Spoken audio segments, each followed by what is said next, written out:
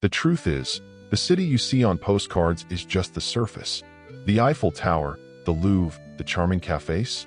Beautiful, yes, but they're just the shell of something much deeper. The real Paris is made of hidden stories, bold decisions, revolutions, scandals, and secrets that most tourists never discover. What no one tells you is that behind every monument, there's a hidden motive, a symbol of power, a disguised protest, a story erased from history books. The City of Light has a dark, provocative, and incredibly fascinating side. And today, for the first time, you'll pull back that curtain. If you thought you knew Paris, get ready. Because what you're about to discover might change how you see every bridge, every square, every stone in this city, and maybe even how you see the world. The Eiffel Tower emerged in 1889 as the star of the Universal Exposition, an event created to showcase French engineering and celebrate the 100th anniversary of the revolution. Gustave Eiffel, a brilliant engineer, bet big, a 300-meter-tall iron structure. The problem? Paris turned up its nose. Artists and intellectuals wrote furious letters, calling it a metallic monstrosity. One of Paris's greatest mysteries is this. The city's most beloved symbol was once hated by almost everyone. But fate had other plans. During World War I, the tower was equipped with antennas to intercept enemy messages. In World War II, the French cut the elevator cables to keep the Nazis from reaching the top. Result? Hitler never climbed it. The tower became not just a monument, but a silent act of resistance. Today, it's impossible to think of Paris tourism without mentioning the Eiffel Tower. With nearly 19,000 iron pieces and 10,000 tons, it still impresses. In summer, it expands and can grow up to 15 centimeters. At night, it sparkles with thousands of lights, as if dancing before the world. And the most curious thing? It's still standing today because it was useful. A perfect example of how Paris's history knows how to surprise. Now, what if I told you that nearby lies an ancient medieval castle, transformed into a royal palace, which, after the revolution, became one of the greatest museums on the planet? Before becoming the world's most famous museum, the Louvre was a medieval fortress. In the 12th century, King Philip Augustus ordered its construction to protect Paris from invasions. Yes, ancient Paris was always under threat. Later, it became a royal residence, home to kings like Francis I and Louis XIV. But when the court moved to Versailles, the palace stood empty, until the revolution changed everything. With the fall of the monarchy, the Louvre became a museum, finally open to the public. Paris's history gained a space where people could see what was once the privilege of the elite.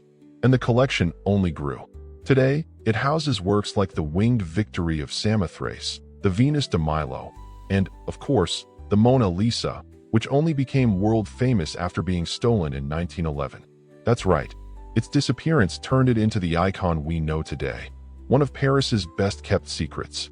And if the glass pyramid in the courtyard seems too modern, it's because it is. Inaugurated in 1989, it caused controversy, called a wound in the heart of the city. But today, it's a symbol, and it shows that the Louvre is this: tradition and boldness in the same place. One of Paris's most visited landmarks, where every room holds more than art, it holds memory. Speaking of memory, the next monument was built to immortalize victories, but also to honor the fallen. Because in Paris, even the arches tell stories. The Arc de Triomphe is much more than a tourist meeting point. It's a monumental stone in the heart of Paris's history. Commissioned by Napoleon Bonaparte in 1806 after his victory at Austerlitz, the arch was meant to eternalize the triumphs of the French Empire. But construction faced so many delays, due to wars, political changes, and regime collapses, that Napoleon never saw it completed. It was inaugurated in 1836 under a different government, but it kept its purpose to honor French soldiers. Its pillars are engraved with the names of over 600 battles and generals. And since 1920, it has housed the tomb of the unknown soldier, one of Paris's most symbolic historical sites.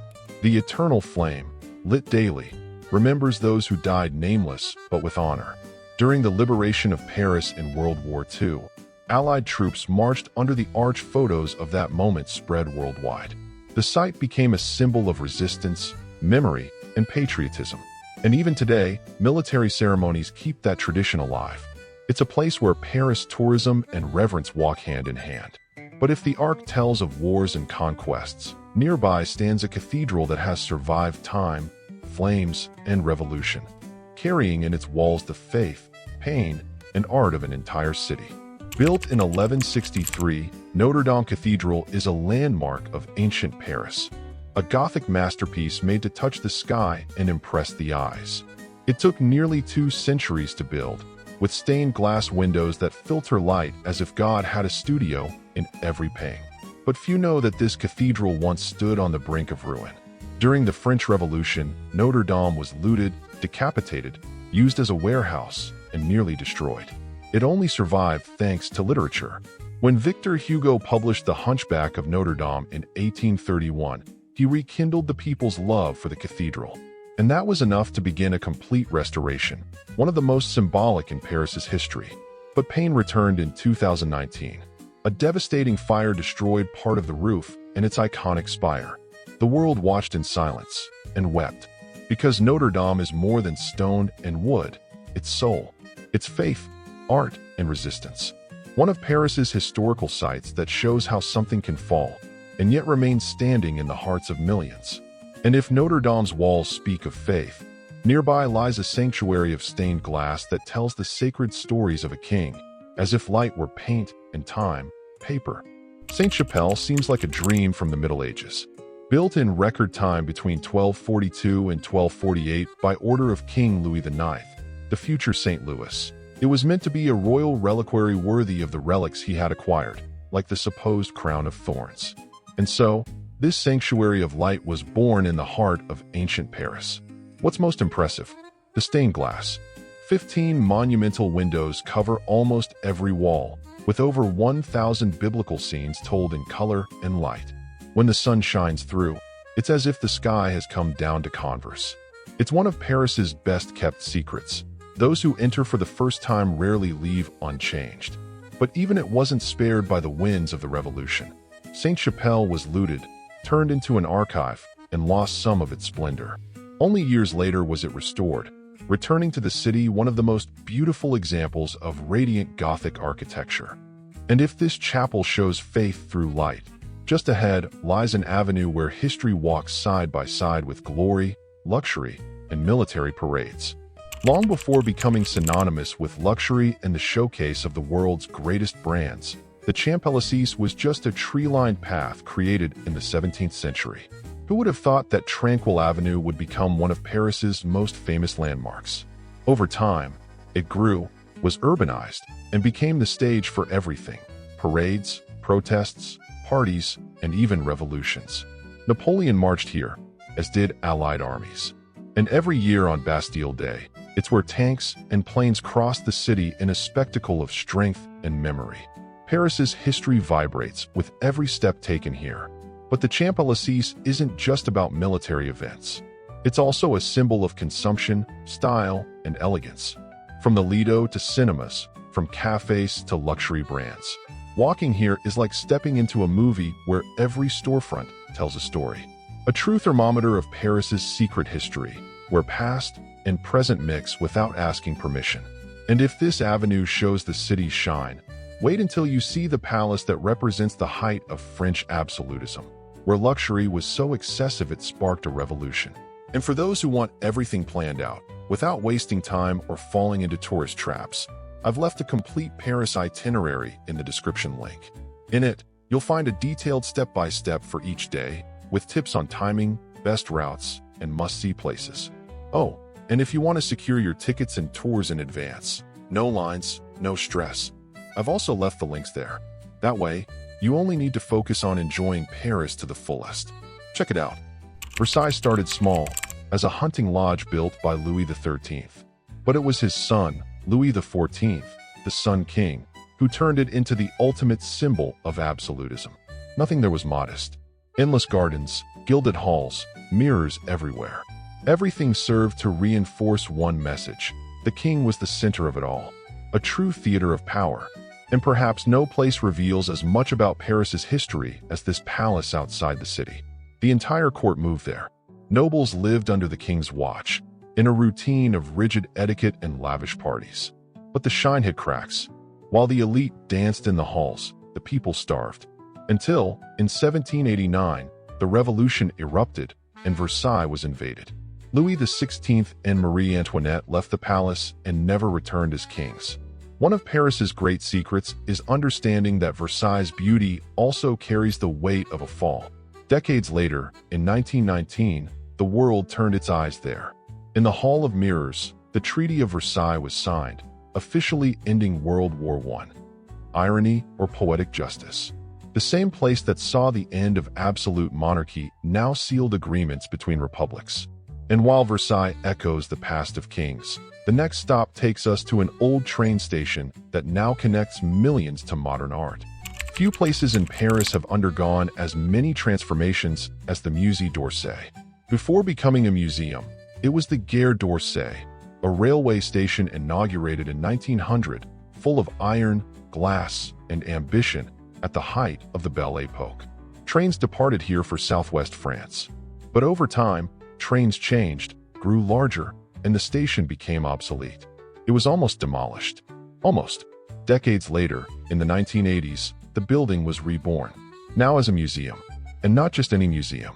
The d'Orsay specializes in Impressionist and Post-Impressionist works, those once rejected by official salons, but now some of the most beloved in the world. Monet, Van Gogh, Renoir, Degas, they're all there. It's a dive into the art that changed how we see the world.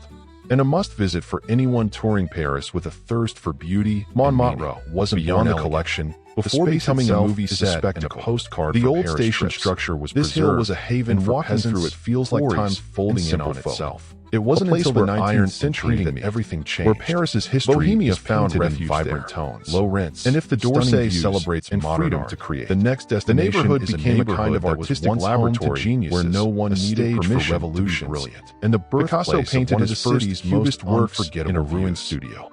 Toulouse-Lautrec immortalized the Moulin Rouge's backstage in the crooked lines of his posters, and from there emerged movements that shook the art world. Montmartre was a creative chaos, a mix of cheap wine and revolutionary ideas. It's one of those Parisian secrets that still feels alive today, in every narrow alley, in every portrait artist in the square. At the top of the hill stands the Basilica of Sacré-Cœur, built after the Franco-Prussian War as a symbol of national atonement. But not everyone accepted that message. Many saw the basilica as a conservative imposition in a neighborhood that had always symbolized freedom, a contrast that still pulses. Monumental faith facing a rebellious spirit. And when you climb the stairs or take the funicular, what awaits you at the top is more than a panoramic view. It's a breath of all of Paris, artistic, spiritual, contradictory.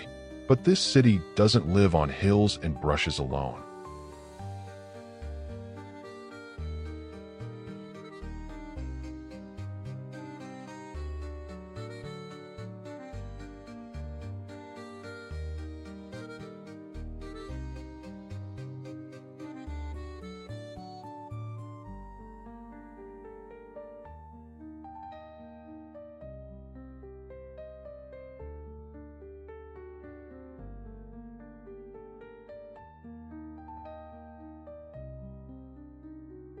Created by order of Marie de' Medici in the early 17th century, the Luxembourg Gardens were born from the widowed queen's nostalgic desire. She wanted something that reminded her of the gardens of her childhood in Florence. The result was a charming space that combines French rigor with Italian charm. It's a green pause in the heart of the city. Around the gardens, the Palais du Luxembourg, now the Senate seat, also has a turbulent history. It's been a royal palace, a prison during the French Revolution, a Nazi barracks during the occupation, and now it's a symbol of democracy. The garden, on the other hand, has remained a space of freedom. Children sail boats in the pond, adults read under the trees, artists sketch in silence. It's more than a garden. It's a summary of the Parisian soul. A place where beauty doesn't need to show off, it simply exists. And nearby rises another temple, but of music, dance, and fantasy. The Palais Garnier is one of those places that hypnotizes you from the facade. Inaugurated in 1875, at the height of Paris's modernization, this theater is pure opulence. Colored marble, gilded columns, immense chandeliers. Every detail was designed to impress. But what truly captured the world's imagination was the mystery. It's in the Garniers backstage that the legend of the Phantom of the Opera was born, inspired by real events, like the death of a worker during the fall of a chandelier. The novel became a musical, and the musical became a phenomenon.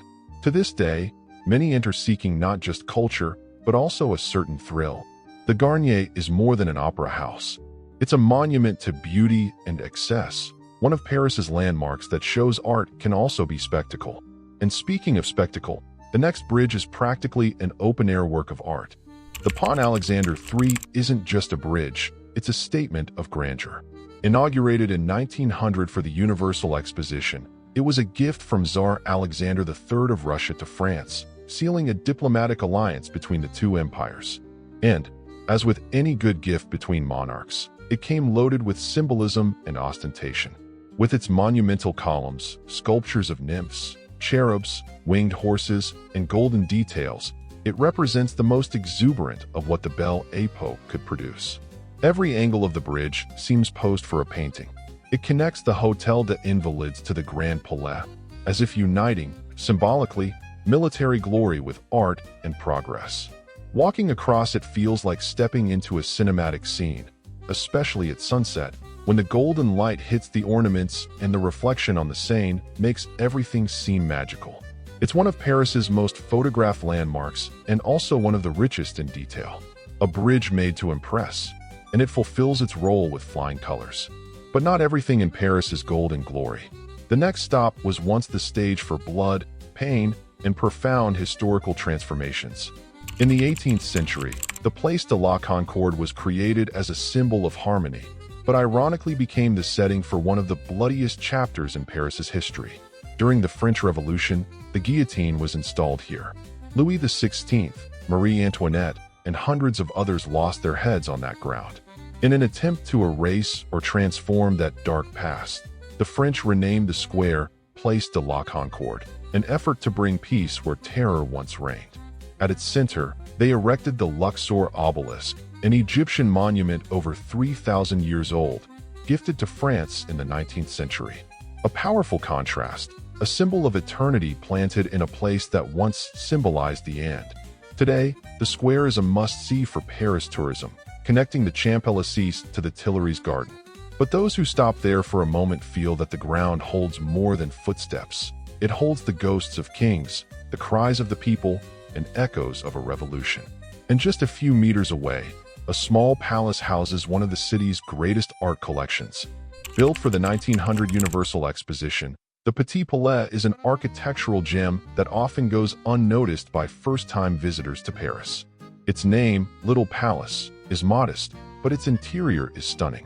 The building mixes classical and modern styles, with imposing columns, beautiful frescoes, and an internal garden that's a true oasis in the city.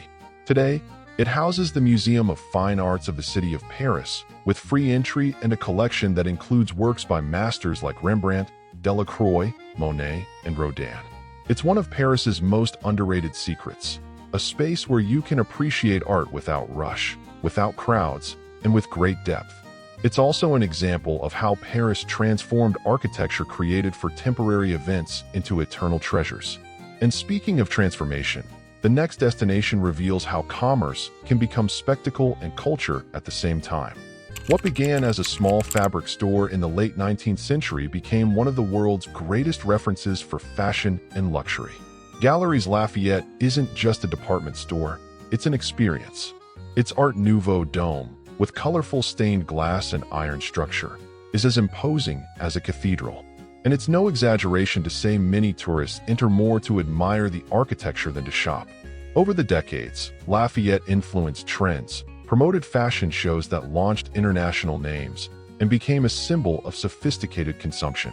Going up to the terrace is a must. The panoramic view of the city reveals the Eiffel Tower, the Opéra Garnier, and the beating heart of ancient Paris. But behind the luxury, there's also history.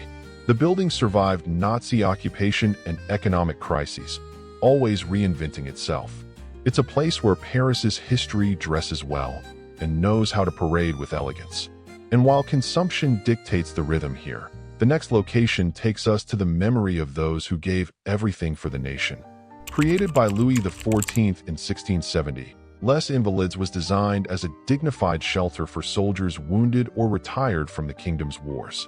An innovative idea for the time, to offer assistance to those who risked their lives for their country. It was the king showing power, but also strategic compassion. Over time, the complex grew, gaining chapels, courtyards, and later, military museums.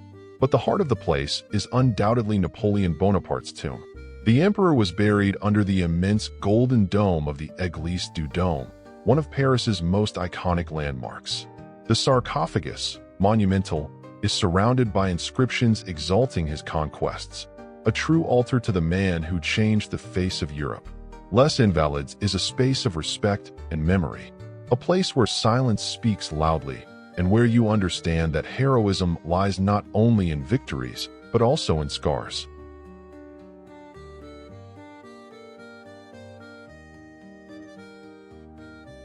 Founded in 1889, the Moulin Rouge emerged in the same Paris that had just erected the Eiffel Tower. It was the height of the Belle Époque, times of innovation, pleasure, art, and libertinism. The cabaret, with its red windmill spinning on the facade, quickly became the center of the city's nightlife. It was there that the French cancan was born, a dance that, at the time, was almost an act of rebellion. Legs in the air, skirts twirling, shouts, and laughter. The elite, scandalized, watched in secret. Toulouse-Lautrec immortalized this world in his illustrations, revealing the rawest, most human, and most fascinating side of Parisian nights. The Moulin Rouge survived wars, fires, and changes in taste. And today, it's a pop icon, a setting for films, spectacular shows, and a living memory of Paris's secret history. A place where art, pleasure, and audacity met and never parted.